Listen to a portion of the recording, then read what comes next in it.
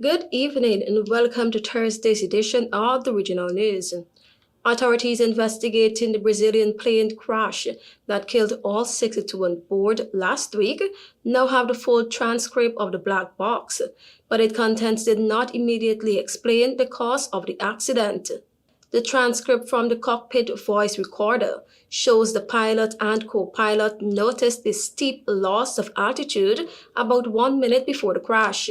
According to TV Global, the transcript covers about 2 hours of audio recording, including a question from the co-pilot to the pilot about what was going on and saying that the plane needed quote-unquote more power to be stabilized.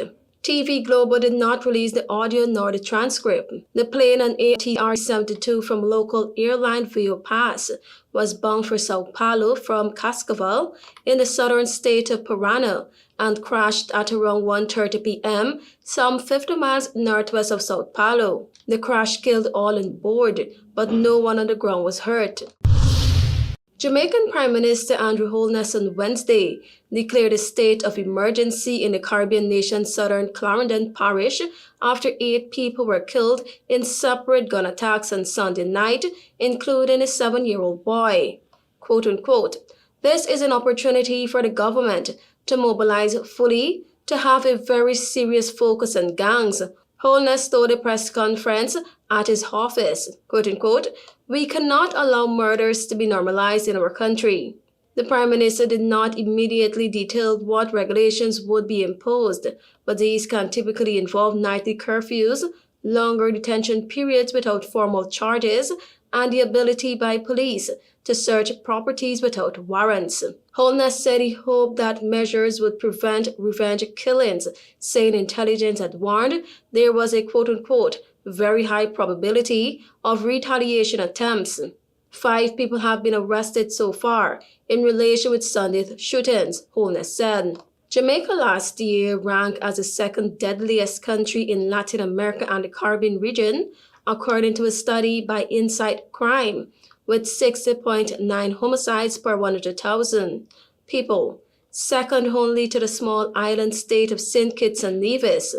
Holness noted that while the number of gangs estimated to be active in the country has shrunk from 400 to 185 in 5 years, the figures remain quote-unquote very high. Floodwaters forced more than 25 businesses to close along Penal Rock Road on Wednesday as intense rainfall triggered intense flooding. Disaster management teams were on the ground yesterday, offering aid to residents.